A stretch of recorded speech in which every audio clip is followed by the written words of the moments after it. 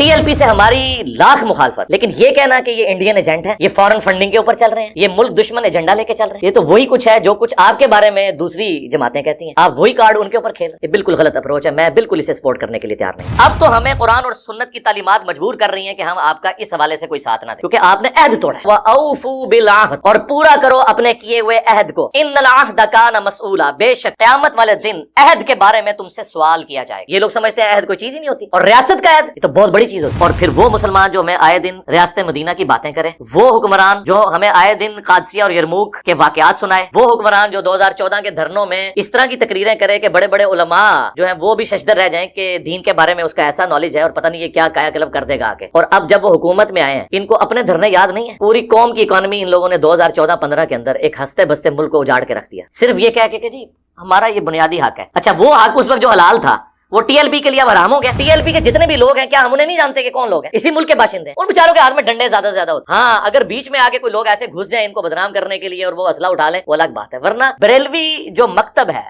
Overall یہ non violent تھا۔ جو بند مکتب جو ہے وہ یوز ہوا ہمارے ریاستی اداروں اور امریکہ کے ہاتھوں افغان وار کے چکر میں، اور وہ نان اسٹیٹ ایکٹر بنے۔ بریلویوں میں تو کبھی کوئی نان اسٹیٹ ایکٹر جماعت اس طرح کی رہی نہیں۔ سعودی عرب آپ چاہے روزہ شریف پہ جا کے صلاۃ والسلام عرض کریں، چاہے خانہ کعبہ میں کھڑے ہو کر آپ قنوت نازلہ پڑھ لیں، ملک کے حالات اس سے ٹھیک نہیں ہونے جب تک جو سورۃ الانفال میں ہے نا کہ اللہ تعالیٰ اس قوم کی حالت کبھی نہیں بدلتا جب تک کہ وہ اپنی حالت خود نہ بدل دے۔ ایکسٹرا جوڈیشل ایکٹیویٹیز چاہے ہمارے ریاستی ادارے کریں، کوئی جماعت کرے، میں شروع سے اس کے خلاف۔ میں یہ کہتا ہوں کہ پاکستانی فوج کے علاوہ کسی کو یہ حق نہیں ہونا چاہیے کہ اس کے ہاتھ میں اسلحہ ہو یا وہ ڈنڈے کے زور کے اوپر کسی کو منوانے کی کوئی بات کوشش کرے۔ یہ کام ود ان کنٹری جو ہے وہ پولیس کا ہے، اور بارڈرز کے اوپر فوج کا کام نہیں کہ وہ اندر آ جائے، اور پولیس کا کام نہیں کہ وہ باہر چلی، اور نہ کسی مذہبی جماعت کا کام ہے کہ وہ ہاتھ میں ڈنڈا لے کے لوگوں کو زبردستی منوانے کی کوشش کرے۔ یہ تو بالکل خلاف۔ ایک طرف ہم لوگوں سے کہتے ہیں کہ قومی دھارے میں آئیں، دوسری طرف اگر کوئی جماعت اپنی آپ کو الیکشن کمیشن میں رجسٹر کرواتی ہے، اور ایک پولیٹیکل جماعت ہے جو پاکستان میں 5ویں نمبر پہ آئی ہے ووٹ لینے کے اعتبار سے، اور پنجاب میں 30 نمبر کے اوپر، آپ اسے کلعدم ڈکلیئر کر رہے ہیں، یعنی یہ کون سا راتوں رات آپ لوگوں نے فیصلہ کر دیا؟ میں نے اس وقت بھی مخالفت کی تھی۔ یہ وہ جماعتیں نہیں ہیں جن کے خلاف آپ لوگ رد الفساد یا ضرب عزم لڑ رہے ہیں، وہ ٹھیک ہے ہم آپ کے ساتھ۔ ضرب عزم اور رد الفساد کی جو برکات پاکستانی فوج کی قربانیاں اور عوام الناس کی اس سے بھی زیادہ قربانیوں کی وجہ سے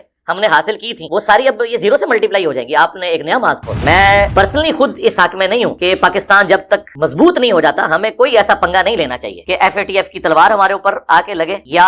ہم پر کوئی اقتصادی پابندیاں لگے۔ کل تک ہمیں عدالتوں کے فیصلوں کا احترام کرنے کا بھاشن دینے والے لوگ، اب ان کو نہیں خیال آ رہا کہ ہائی کورٹ نے کیا فیصلہ کیا، کس قانون کے تحت آپ لوگوں نے اس بندے کو پکڑا ہوا ہے۔ آپ اس کو یہ سمجھ رہے تھے کہ اسے پکڑ کے ہم اس ریولوشن جو یہ کرنے کی کوشش کر رہے ہیں اس کو کنٹرول کر لیں گے، وہ تو آپ نے زیادہ بگاڑ دیا، اس کی بجائے وہ باہر ہوتے ہیں نا۔ اب آپ نے ان کے غصے کو ایڈ فیول ٹو فائر کر دیا، جلتی پہ تیل کا کام کر دیا آپ نے۔ ایک تو ان کا لیڈر پکڑا، انہوں نے کہا جی ہم اس کو چھڑوائیں گے نہیں، آپ نے 1 پوائنٹ ایجنڈے پہ بات کریں کہ آپ نے جو فرانس کے سفیر کو نکالنا تھا وہ آپ نکالیں۔ دوسری طرف آپ دیکھیں ہمارے علماء کی مجرمانہ خاموشی، کوئی بھی اسپیکر اس وقت ٹی ایل پی کے حق میں بولنے کے لیے تیار نہیں ہو رہا کہ ہم پہ کہیں پابندی نہ لگ جائے۔ تو اب آپ کو پتہ چل جانا چاہیے کہ یہ سب کچھ دنیاوی مفاد کی خاطر یہ لوگ کر رہے ہوتے ہیں، ان کا دین سے کوئی لینا دینا نہیں ہوتا۔ دین ان کا سورس آف انکم ہے، جس طرح کے ایک سنگر کا سورس آف انکم گانے گانا ہے، بس اس سے زیادہ کچھ نہیں ان کو دین سے لینا دینا۔ یہ ان کی فرینچائزیز